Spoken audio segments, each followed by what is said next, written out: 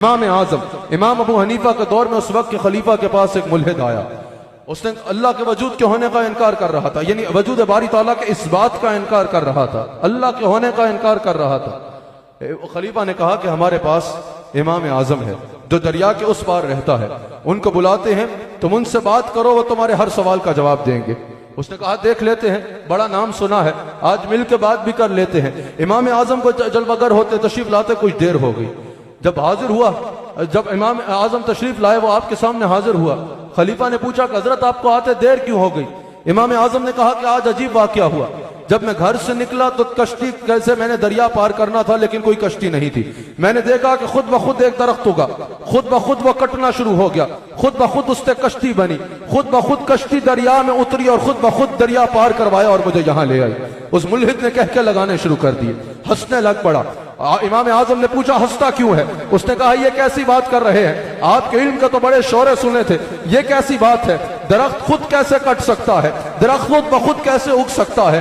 کشتی خود بخود کیسے بن سکتی ہے؟ پھر دریا میں خود بخود کیسے اتر سکتی ہے؟ دریا پار خود بخود کیسے کروا سکتی ہے کسی چلانے والے کے بغیر، کسی بنانے والے کے بغیر؟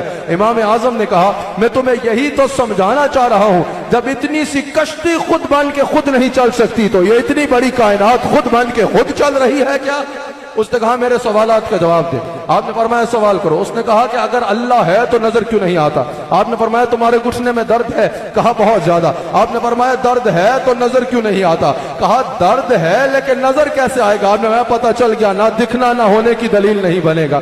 اس نے کہا یہ بتائیے اللہ ہے تو اللہ کا رخ کس جانب ہے؟ آپ نے چراغ جلایا.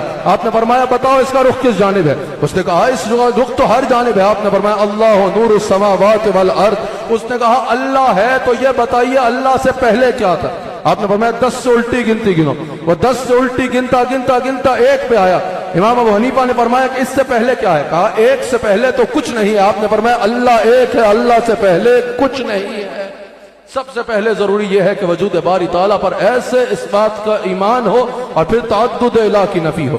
وہ ایک علامہ صاحب گزر رہے تھے، دیکھا نا ایک عورت چرخہ چلا رہی ہے. اس سے کہا کہ یہ بتاؤ، اللہ نے فرمایا نا کہ اگر اس زمین کے 2 خدا ہوتے تو زمین و آسمان میں فساد ہو جاتا. نظام کی وحدت ناظم کے ایک ہونے کی دلیل ہے. پوچھا کہ بتاؤ کہ تمہارا اللہ کے ہونے پر ایمان ہے؟ بڑھیا نے کہا بالکل ایمان ہے. کہا اس کی دلیل؟ کہا میرا چرخہ اس کی دلیل ہے. فرمایا کہ چرخہ اللہ کے ہونے کی دلیل کیسے دے رہے ہو؟ کہا بہت سی دلیلوں کے ساتھ ایک دلیل جو مجھے سمجھائی وہ میرے چرخے نے سمجھائی. کہا کیسے؟ کہا دیکھو میں چرخہ چلا رہی ہوں، روئی بن رہی ہے. کہا بالکل بن رہی ہے. رک گئی. کہا اب بن رہی ہے. کہا نہیں بن رہی. کہا کیوں نہیں بن رہی؟ کہا چرخہ چلاؤ گے تو بنے گی نا. کہا جب اتنا سا چرخہ چلانے والے کے بغیر نہیں چلتا تو اتنی بڑی کائنات چلانے والے کے بغیر کیسے چل رہی ہے؟ اس نے کہا کہ یہ بتاؤ کہ اللہ پر ایمان ہے تو یہ بتاؤ کہ کتنے خدا ہیں، اس پر کیا عقیدہ ہے؟ اس نے کہا ایک خدا ہے. کہا اس کی دلیل؟ کہا یہ بھی میرے چرخہ بھی مجھے سمجھا رہا ہے. کہا وہ کیسے؟ کہا مجھے جب ضرورت ہوتی ہے میں تیز چلاؤں، میں دونوں طرف سے تیز چلاتی ہوں. جب ضرورت ہوتی ہے رک جاؤں، میں رک جاتی ہوں.